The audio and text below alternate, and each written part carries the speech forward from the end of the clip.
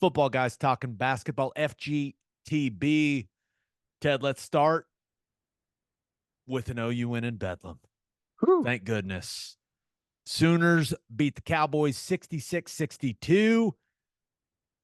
I wouldn't exactly characterize this one as a pretty win, man, but the good guys got it done. We'll take it, right? Man, it was tight down the stretch, hit the foul shots late.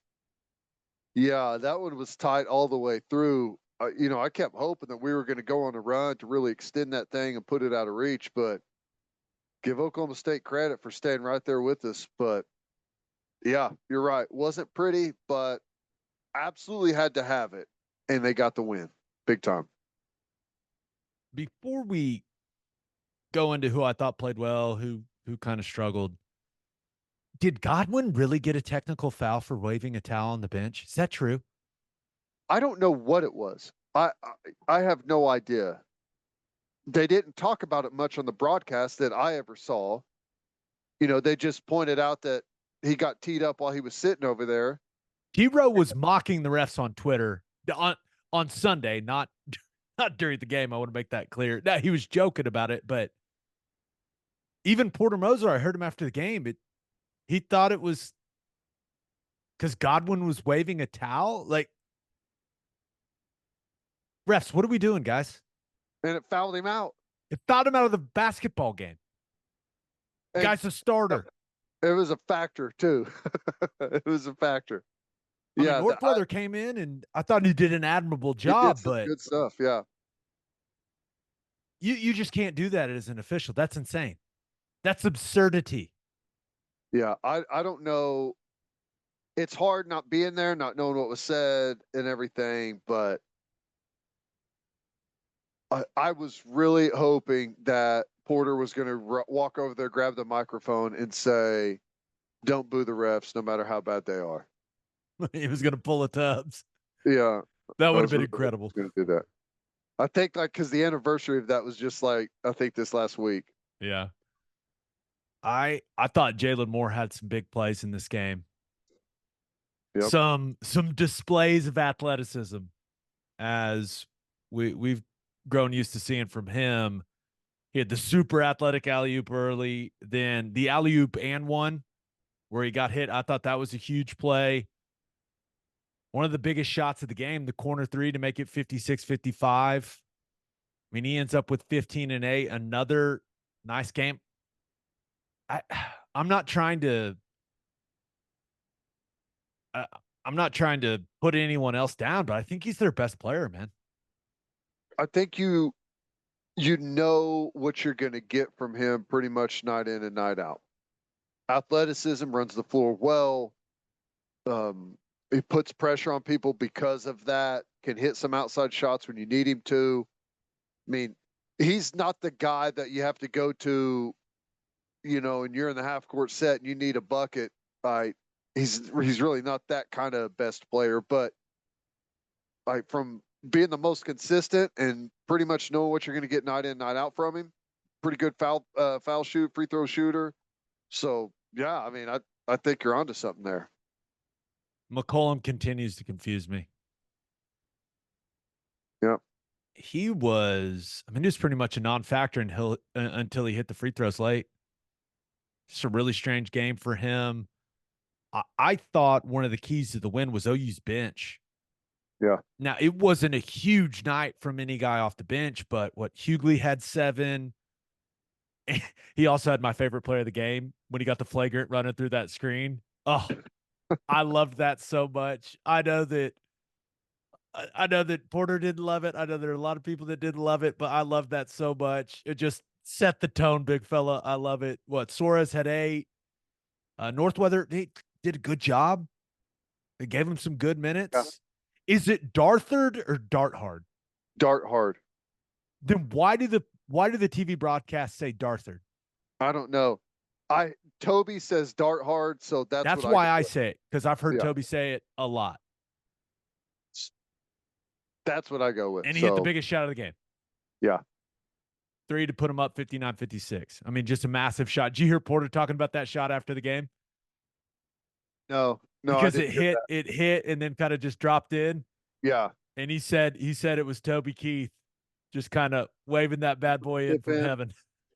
Hey, it may that's probably right. But I think it was it Moore earlier that had like a lay in on the left side that somehow didn't go in. I don't know how that ball rolled out. It looked like it was halfway down and just whoop. Yeah, that was crazy. Little tip in there. We needed it. I feel good for Porter. His record against Texas and Oklahoma State, it's got to really bother him. It bothers me, so I know it bothers him. Yeah. Even though it wasn't pretty, had to feel really good, especially with all the stuff honoring TK. The Red Solo Cup sing along went really well. That was awesome seeing all those videos. They were wearing the shirts. So it would have been, it just would have been an absolutely brutal loss. So I was really glad to see them get that win. And it was also that student hit the half court shot for what, almost $2,000. That was sweet too. Yeah. Who gives out $1,900 for a half court shot? Can we get a round number? That's such a random amount of money. It is. It's random, and I hate to say it, but that number sucks compared to what you usually see. I kind of feel bad for the guy.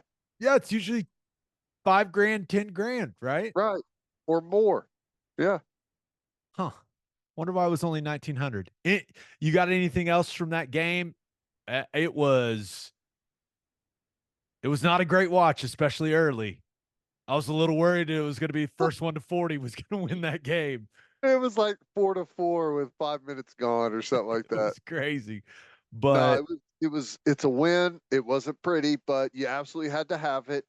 You knew you were going to get Oklahoma State's best effort, and you won those 2 home games back to back. Looked good against BYU, beat Oklahoma State.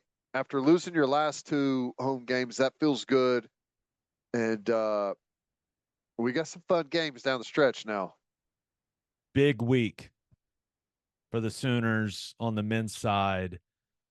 Go to Baylor on Tuesday night, which we will all have to watch that game from that ridiculous camera angle. It's just, they built that beautiful arena and the camera angle is just, it's insane. I would love to watch a football game from that. The camera angle is basically your booth angle for a football game, Ted. I haven't even seen it, I don't think. Or I haven't noticed it. Don't look it up. Just prepare yourself. I wish I wouldn't even said anything because you would have come on Wednesday morning, but like, what the hell is this camera angle? It is entirely too steep. But yeah, that's Tuesday night. And then Kansas Jayhawks come to town Saturday, 3 p.m. in Norman. That will be a fun one. Whew. Let's talk a little Thunder. Ted, they had a back-to-back this weekend. Have I ever told you the NBA is confusing? I don't know if you've ever specifically said it, but I would agree with that statement 100%. Perfect example. The Thunder's weekend's the perfect example of why it's a confusing league. Played Dallas in Dallas on Saturday and looked awful. I mean, just awful. And it was really disappointing, especially because the Thunder finally got 3 days of rest leading up to that game. Then they got destroyed, 146-111. Luka didn't even have to play in the fourth quarter. That's how bad it was. They scored a franchise first quarter record 47 points in the first quarter. I mean, it was just, and the Thunder bounced back in the second quarter. It's like, oh, we got a game. And they just walked away from them again. It was disappointing. But then they bounced back. Were extremely crisp offensively on Sunday against the Kings. Win 127-113. Shea, 38 points. J-Dub, 32. Both of those guys were awesome. The pace that they played with offensively was fantastic, and it was a big win. They had lost 8 in a row to the Kings. And I thought they looked really, really good. Now, They've added Gordon Hayward. They've added Bismack Biyombo. One game left against Orlando before the All-Star break. Still very exciting times for Thunder fans, but a rather confusing weekend. Yeah, I'm curious what you think of the Gordon Hayward and Biyombo addition. Like Gordon Hayward, there was a time whenever he was legit. Then what? He broke the ankle or something, broke his leg, and I guess hasn't been the same player. But he's a good kind of all-around versatile player, right? When healthy, I think he fits really, really well with this team. When you look at the guys that they have on the floor, they can all dribble, they can all pass, and for the most part, they can all shoot. Gordon Hayward can do all of those things. But you're right. Ever since that brutal leg break, was that his first game with Boston? Right, signed that massive deal. Yeah. It's like 2 minutes into the game.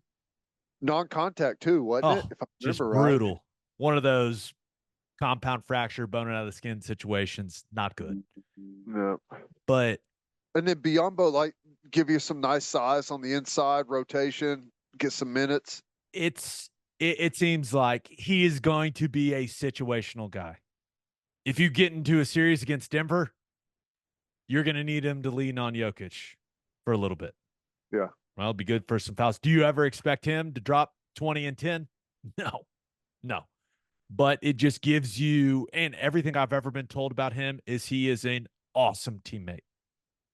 So it seems like he'll fit right in when it comes to the culture, and he'll do whatever they need him to do.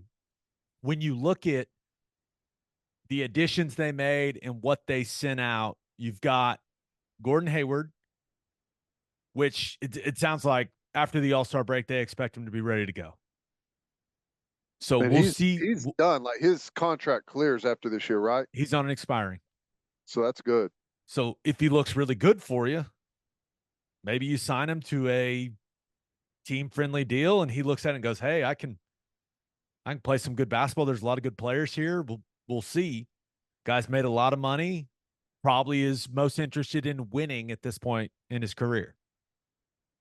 So maybe if he looks really, really good, you keep him on something very manageable. Why are you laughing? I just remembered. Was he the one that had the video? The gender reveal video? Yes. One of another girl. And his wife goes, is daddy happy?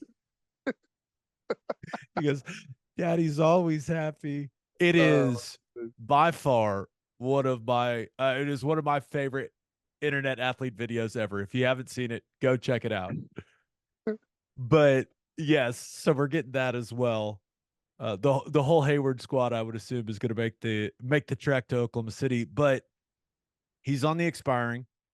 And if he looks good in the system, plays well, stays healthy, who knows? Maybe you get him on a good contract. Biyombo is just kind of size insurance if you need him. I don't expect him to have a huge role in the team, but he may serve a big role in some key situations, right? After the All-Star break, especially if you're playing for playoff seeding, if you're playing to have home court advantage, that type of stuff. He may be a guy that you're going to need in some of those situations. And then when you look at the cap space they cleared, $18 million in cap space for next season. I mean, that's not nothing, man. You can get a quality player for that. I know that Trey Mann was a very well-liked guy on that team, but he wasn't playing for you.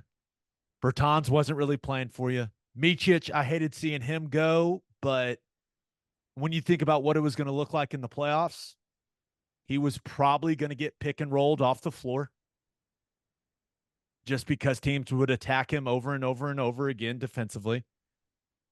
And you give up 2 second-round picks. Now, there's a Mavs first-round pick swap in 2028 and some other stuff, but when you look at what they brought in and what they sent out, from everything I could gather, it seems like people are pretty pleased about it. Would you have liked them to to add a big difference making big. Yeah, of course, but that's just not how they play. Yeah. So that would drastically change things. And I don't think you want to drastically change things when you have the amount of when you've had the amount of success they've had so far this season. And that costs a lot of money too, and Yeah, it feels like they're doing a really good job kind of staying nimble right now with what the cap says, and being able to dance around some stuff and have some nice options with Gordon Hayward, which I'm sure that conversation has probably taken place with his agent beforehand, right? About perhaps what a long-term deal may look like if things go well during the back half of this year. So, yeah, I like it. I will say, as I watched Daniel Gafford look like an all-star against them on Saturday in what was his first game for the Mavericks, maybe. Yeah, that's how it goes, dude. I was going, why didn't we get a big guy at the trade deadline? Because he was just tearing us up. And the Mavericks destroyed them on the glass. Well, they destroyed them on the glass and in fast break points and points in the paint. They destroyed them everywhere, but we'll see, right? We'll see how it unfolds after the All-Star break. But all I know, I'm all in, man. I'm so excited, and I am convinced healthy Gordon Hayward, he's going to swing a playoff series for the Thunder. Just watch. It's going to happen. He's going to be excellent. I hope that's the case. I hope it's the case.